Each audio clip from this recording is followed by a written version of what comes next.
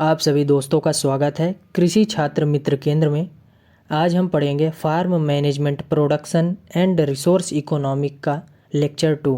इसमें हम type of farming cover करेंगे, सिस्टम ऑफ फार्मिंग कवर करेंगे, मतलब खेती के जो प्रकार हैं और खेती की जो प्रणालियां हैं, दोनों चीज़ें हम कवर करेंगे।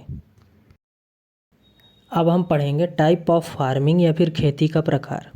तो बेसिकली देखा जाए तो जो टाइप ऑफ फार्मिंग है उसमें क्रॉप प्रोडक्शन का भी यूज होता है, लाइव स्टॉक का भी यूज़ होता है। ठीक, तो टाइप ऑफ फार्मिंग की डेफिनेशन क्या है? जब हम खेती का क्लासिफिकेशन या स्टडी सॉइल यूज़ के बेस पर करें, मतलब भूमि उपयोग के आधार पर करें, तो यह खेती का प्रकार कहलाता है। अब यह कई प्रकार का होता है जिसे हम आगे देखेंगे, जिसमें सबसे पहला है स्पेशलाइज्ड फार्मिंग या विशिष्ट खेती।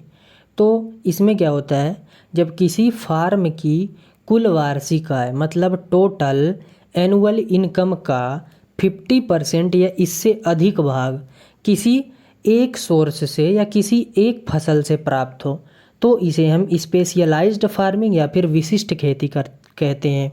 जैसे सब्जी हो गई या शुगर केन हो गया, कॉटन हो गया, इन सब के लिए हमारे देश में विशिष्ट खेती की जाती है। अब हम पढ़ेंगे स्पेशलाइज्ड फार्मिंग या विशिष्ट खेती के लाभ। तो इसमें क्या होता है, बेटर यूज़ ऑफ लैंड, मतलब कोई हमारे पास स्पेशल लैंड हो, उस लैंड में हम स्पेशल क्रॉप को लगाकर बेहतर से बेहतर उपयोग कर सकते हैं। बेहतर मार्केटिंग सीखेंगे, बेटर मैनेजमेंट सीखेंगे, और साथ ही इस प्रकार की खेती में किसी स्पेशल क्रॉप या किसी विशेष फसल के बारे में किसान या मज़दूरों को स्पेशल नॉलेज हो जाता है। साथ ही नेक्स्ट पॉइंट ये है, किसी विशेष फसल के लिए या स्पेशल क्रॉप के लिए हम किसी भी प्रकार की कॉस्टली फार्म मशीन का यूज कर सकते हैं। अब हम बात करेंगे इसके डिसएडवांटेज की। तो इसके डिसएडवांटेज क्या हैं? पहली चीज़ तो ये है कि यह खेती जो है जोखिम भरी होती है। साथ ही इसमें जो मिट्टी की उर्वरता है वो मेंटेन नहीं रहती है, जो सॉइल फर्टिलिटी है वो मेंटेन नहीं रहती है, और जो अपने पास उत्पाद होते हैं या मशीन्स होती हैं उनका पूरी तरह से उपयोग नहीं हो पाता है। साल में 1 या 2 बार ही हम इससे इनकम ले पाते हैं, और जो हमारे किसान होते हैं या लेबर होती है उन सब का नॉलेज सीमित होता है। मतलब जो किसान होते हैं या मज़दूर होते हैं वो किसी एक क्रॉप के बारे में ही जान पाते हैं, बहुत सारी फसलों के बारे में उनके पास जानकारी नहीं होती है, तो उनका जो नॉलेज होता है वो सीमित हो जाता है। नेक्स्ट हम पढ़ेंगे डाइवर्सिफाइड फार्मिंग या फिर विविध खेती। इस प्रकार की खेती में फार्म की कुल वार्षिक आय या फार्म की जो टोटल एनुअल इनकम है उसका 50% या इससे अधिक किसी एक स्रोत या सोर्स या फिर फसल से प्राप्त नहीं होता हो, तथा किसी फसल विशेष को अधिक महत्व या इम्पोर्टेंस नहीं दिया जाता हो, अर्थात इस प्रकार की खेती में विविधता पाई जाए, डाइवर्सिफिकेशन पाया जाए। आगे बढ़ते हैं। अब हम पढ़ेंगे जो विविध खेती या डाइवर्सिफाइड फार्मिंग है उसके लाभ और हानि क्या क्या होते हैं। तो सबसे पहले हम प्रॉफिट की या एडवांटेज की बात करेंगे। तो किसान को जोखिम नहीं रहता है क्योंकि उसके पास इनकम के बहुत सारे सोर्स या साधन होते हैं। दूसरा, किसान तथा मजदूरों को पूरे वर्ष एम्प्लॉयमेंट या रोजगार मिलता है। साथ ही फसल चक्र अपनाए जा सकते हैं जो भूमि की उर्वरता या फर्टिलिटी को मेंटेन रखें, और इसमें नेचुरल सोर्सों का भी उपयोग हो जाता है, जैसे सॉइल हो गया, वाटर हो गया, इन सब का पूरी तरह से उपयोग हो जाता है। अब बात करते हैं इसके डिसएडवांटेज की या हानि की। तो इसका जो पर्यवेक्षण होता है या देख रेख होता है वो कठिन हो जाता है क्योंकि इसमें बहुत सारी फसलों का समावेश हो जाता है। साथ ही जो विपणन या मार्केटिंग में प्रॉब्लम आती है, और इसमें हम मतलब कोई पर्टिकुलर क्रॉप की स्पेशल मशीन का हम उपयोग नहीं कर पाते हैं। नेक्स्ट हम पढ़ेंगे मिक्स्ड फार्मिंग या फिर मिश्रित खेती। तो मिश्रित खेती से हम यह समझेंगे वह खेती जिसमें फसल उत्पादन के साथ साथ कोई सहायक उद्यम जैसे पशुपालन, मुर्गी पालन, मछली पालन, मधुमक्खी पालन आदि कार्य किए जाते हों, तब इसे हम मिश्रित खेती कहते हैं। इसमें फसल उत्पादन को मुख्य तथा पशुपालन या मुर्गी पालन आदि को सहायक उद्यम के रूप में लिया जाता है। इन सहायक धंधों में से कुल फार्म की आय का 10 से 49% तक भाग हो सकता है। अब हम पढ़ेंगे एडवांटेज ऑफ मिक्स्ड फार्मिंग या मिश्रित खेती के लाभ। तो मिश्रित खेती के लाभ में सबसे पहला हम ये पढ़ेंगे मेंटेनेंस ऑफ सॉइल फर्टिलिटी। तो पहली चीज़ तो हम क्रॉप रोटेशन का उपयोग कर सकते हैं। दूसरी चीज़ हमें पशुओं से मैन्योर प्राप्त होता है, उसका उपयोग हम सॉइल में करते हैं जिससे हमारा फर्टिलिटी मेंटेन रहता है। दूसरा proper use of by product. इससे मतलब ये है कि सॉइल का पूरी तरह से यूज़ होना, जो अपना वाटर है या अदर प्रोडक्ट है इन सब का बेहतरीन तरीके से यूज़ होना। साथ ही जो फार्मर होता है उनका जोखिम बहुत कम हो जाता है, रिस्क बहुत कम हो जाता है और उनका इनकम है बढ़ जाता है। साथ ही जो किसान हो या लेबर हो इन सब के लिए पूरे ईयरली या पूरे वर्ष भर एम्प्लॉयमेंट अवेलेबल रहता है। नेक्स्ट हम पढ़ेंगे रेंचिंग फार्मिंग। रेंचिंग फार्मिंग में क्या होता है, इस प्रकार की खेती में भूमि पर कोई फसलें नहीं उगाई जाती हैं, ना ही उस पर कृषि से संबंधित क्रियाएं की जाती हैं, बल्कि नेचुरली घासों को उगने दिया जाता है, प्राकृतिक घासों को उगने दिया जाता है और जानवरों को चराया जाता है। ऐसी खेती सबसे ज़्यादा ऑस्ट्रेलिया और उसके बाद अमेरिका में प्रचलित है। नेक्स्ट हम पढ़ेंगे ड्राई फार्मिंग क्या होता है, शुष्क खेती क्या होता है।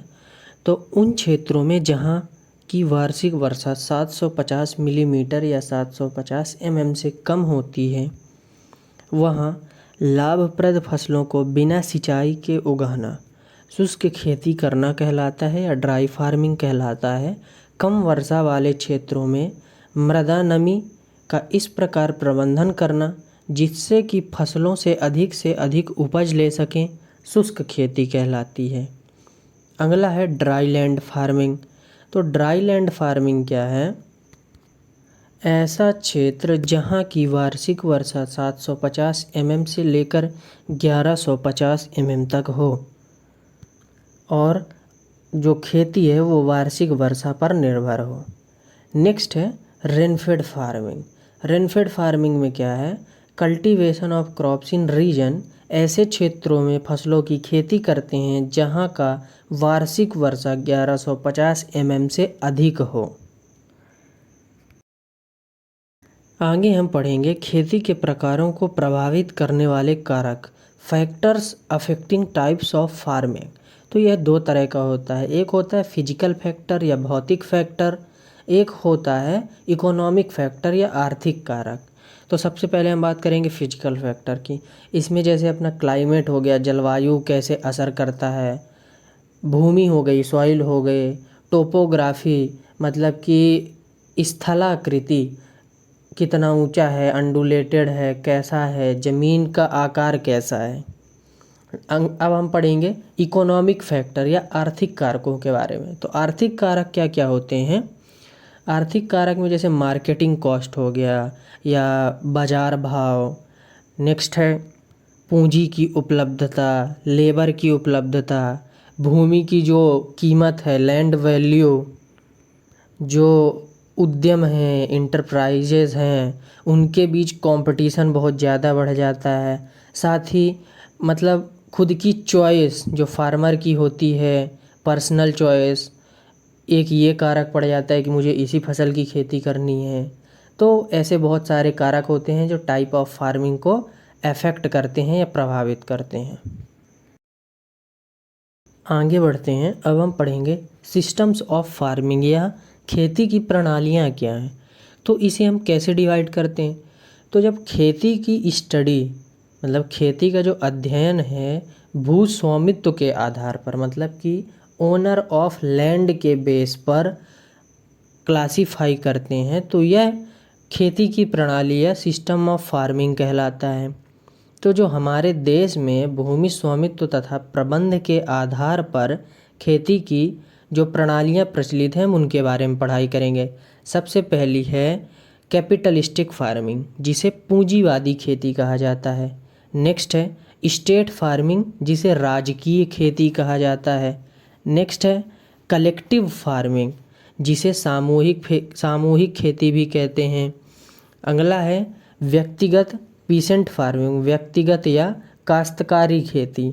अगला है कोऑपरेटिव फार्मिंग, जिसे सहकारी खेती कहते हैं।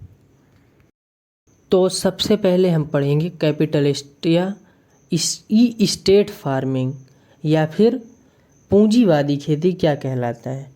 तो इसमें क्या होता है, जो भूमि का स्वामित्व या ओनर ऑफ लैंड होता है या फिर जो प्रोडक्शन है या अन्य साधन है, इन सब पर कैपिटलिस्ट का स्वामित्व होता है। मतलब जो कॉरपोरेट हो गए है ना, बड़े बड़े पूंजीपतियों का स्वामित्व होता है इसमें।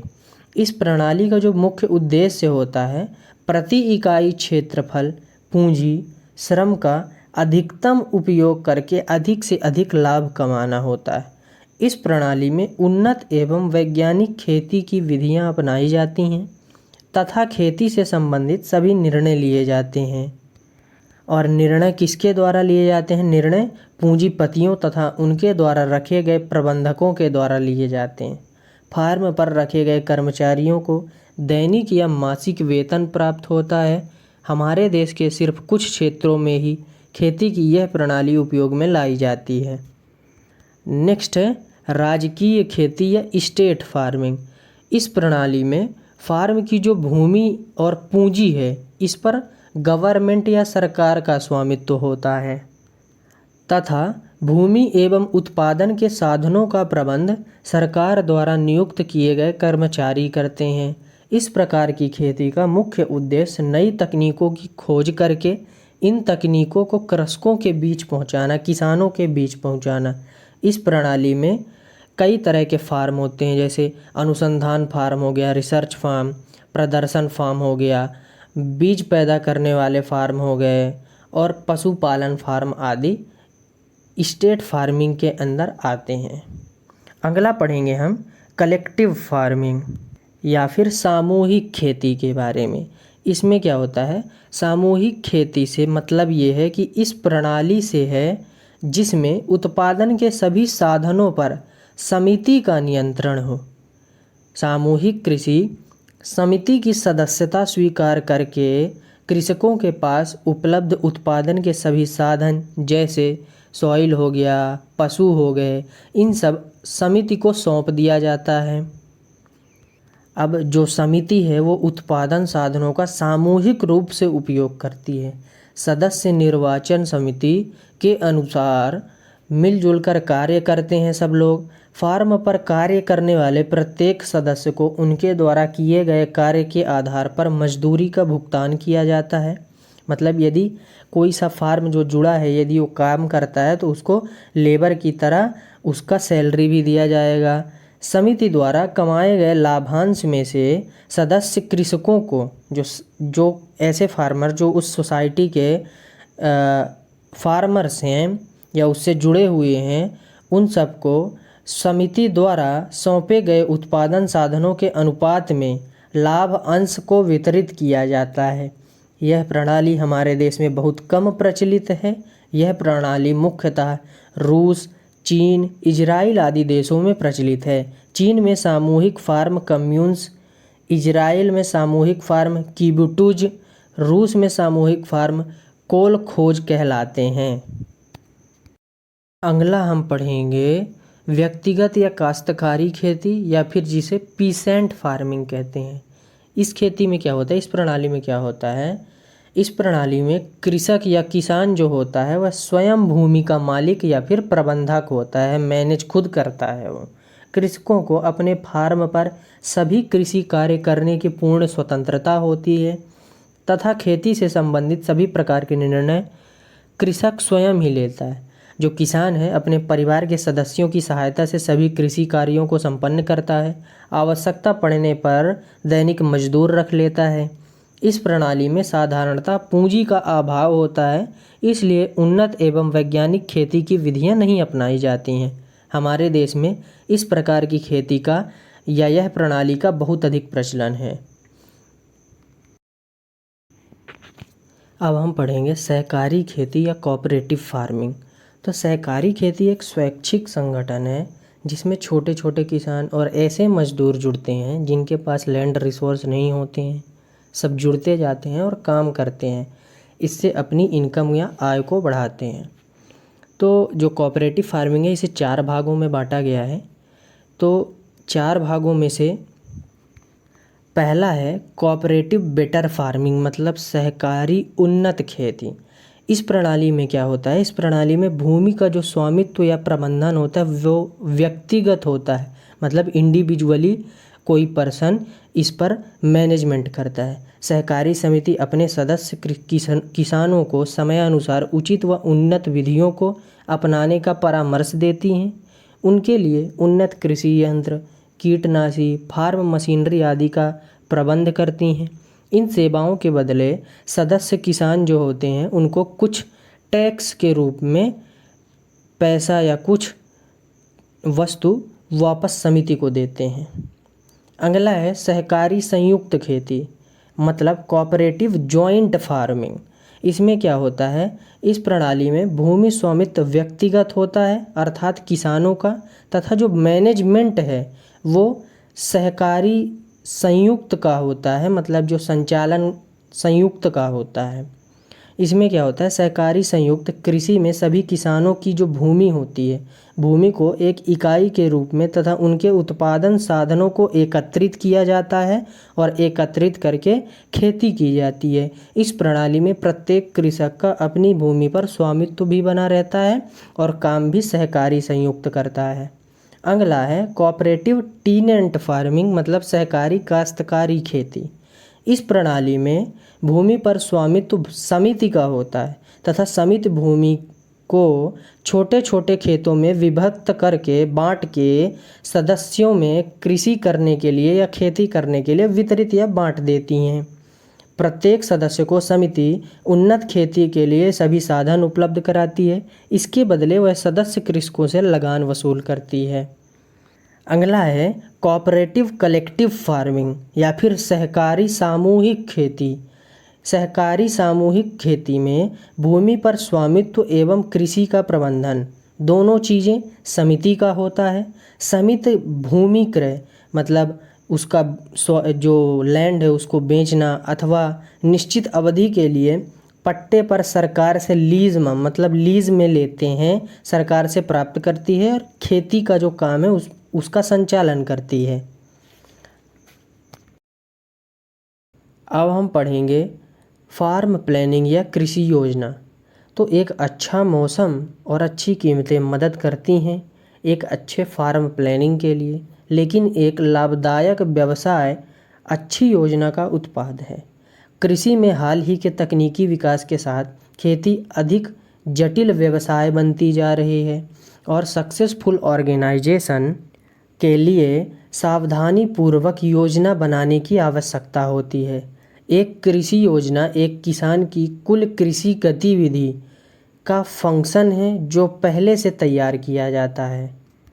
मतलब ऐसी योजना है जिसमें हम किसान का पूरा जो काम है उसको पहले से प्लान कर लें, वो फार्म प्लानिंग कहलाता है। अब नेक्स्ट पॉइंट पे है जो एंटरप्राइजेज हैं या उद्यम हैं उनके उत्पादन किए गए उत्पाद तथा किए जाने वाले निवेश और इसी तरह के अन्य विवरण में अपनाई जाने वाली जानकारी भी रखना फार्म प्लानिंग के अंतर्गत आता है। नेक्स्ट है हम पढ़ेंगे टाइप ऑफ फार्म प्लान्स। जो फार्म प्लान है वो कैसे कितने प्रकार के होते हैं। तो एक होता है सिंपल फार्म, एक होता है कंप्लीट फार्म प्लानिंग। तो सबसे पहले हम जानेंगे सिंपल फार्म प्लानिंग। इसे या तो भूमि के एक भाग के लिए या एक उद्यम या इंटरप्राइज के लिए या फिर एक संसाधन को दूसरे संसाधन के स्थान पर अपनाने के लिए उपयोग किया जाता है। यह बहुत ही सरल और लागू करने में आसान होता है। परिवर्तन की प्रक्रिया हमेशा इन सरल योजनाओं से ही शुरू होनी चाहिए। मतलब किसी एक चीज़ को रिप्लेस करना हो तो वह सिंपल फार्म प्लानिंग के अंतर्गत आता है। नेक्स्ट है कंप्लीट या होल फार्म प्लानिंग। यह पूरे खेत की योजना है। यह योजना तब अपनाई जाती है जब कृषि व्यवसाय के मौजूदा संगठन में बड़े बदलावों पर विचार किया जा रहा हो, तब इस प्लानिंग को अपनाया जाता है। नेक्स्ट हम पढ़ेंगे एक फार्म प्लान, अच्छे फार्म प्लान की विशेषताएं क्या क्या होती हैं। तो इसमें जो रिकॉर्ड है वो मेंटेन होना चाहिए या लिखा होना चाहिए। इसमें इस प्लानिंग में फ्लेक्सिबिलिटी होनी चाहिए। इसमें रिसोर्स का इफ़िशिएंट यूज करने, मतलब जो अपने पास रिसोर्स हैं उनका अधिक से अधिक उपयोग होना चाहिए। फार्म मैनेजमेंट में जो एंटरप्राइज़ या उद्यम है उन सब का संतुलित संयोजन होना चाहिए, क्योंकि संयोजन बदले में production of food, cash crop, fodder crop in सब को सुनिश्चित करती हैं। साथ ही मिट्टी की उर्वरता बनाए रखना, आय में वृद्धि होना, एनुअल एम्प्लॉयमेंट पूरे वर्ष रोजगार की प्राप्ति होना, लाइट, वाटर इन सब के उपयोग और आवश्यकता में सुधार करना, यह सब फार्म मैनेजमेंट में जो इंटरप्राइज है उन सब के द्वारा सुनिश्चित किया जाता है। नेक्स्ट पॉइंट है जो जोखिम है, अत्यधिक जोखिम है उस सब से किसान बचें, एक्सेसिव रिस्क से बचें। नुकसान के मैनेजमेंट में भरपाई होनी चाहिए, ऐसी सब व्यवस्थाएं होनी चाहिए। किसान के ज्ञान व अनुभव का उपयोग करें, उसकी पसंद नापसंद का ध्यान रखें। एफिशिएंट मार्केट प्रोवाइड कराएं, उधार लेने या चुकाने के प्रावधान बनाएं, लेटेस्ट टेक्नोलॉजी के उपयोग की सुविधा प्रोवाइड कराएं। ये सब एक अच्छे फार्म प्लान की विशेषताएं होती हैं। आप सभी का धन्यवाद। नोट्स टेलीग्राम चैनल एग्रीकल्चर/कृषि छात्र मित्र केंद्र में अवेलेबल है।